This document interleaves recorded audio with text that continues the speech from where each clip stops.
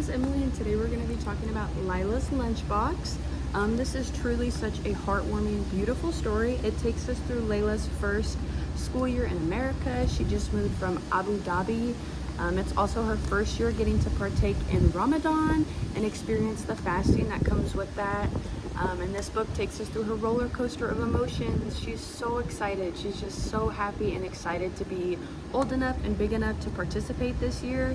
And that's pretty quickly overcome with anxiety and fear on what her teacher will think, if she'll understand, and same with that feeling towards her peers.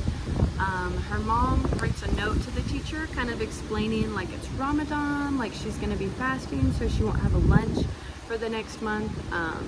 Kind of explaining what's going on, and Lailah's too nervous. She crumples up the note, she throws it away, she doesn't tell her teacher. When lunchtime comes, she just spends it hiding in the library, and the librarian convinces her to write a letter and explain what's going on to the teacher. So Lailah writes a letter and a poem about Ramadan and how excited she is. And when she comes to school the next day, the teacher has a letter for her also. Just expressing her support, her excitement for Lailah, and asking if she's comfortable enough to share her poem to the class and kind of share about her culture and what Ramadan is with them. And I think that is just a beautiful ending. And it ends with Lailah being excited, and not only is she excited now that she gets to partake in Ramadan, but she's so excited to get to share like her culture and what that holiday means to her with her peers. So that's just a beautiful ending. The author wrote this, and the purposes behind it are really reflected in the windows and mirrors of this book.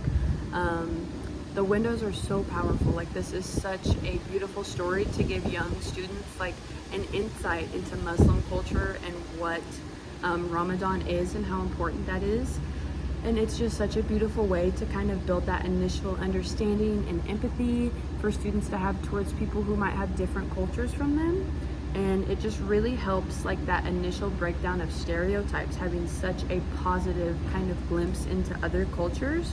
As a mirror, this is also beautiful, wonderful, and powerful. Students who, not even necessarily Muslim students, just students who might feel culturally isolated from their peers, can not only see themselves as the main character, but they can see kind of like the support she's receiving, and that can really help them take pride in their culture, validate them, and how they're excited and they love their culture, but how they're equally like anxious about how they'll be perceived.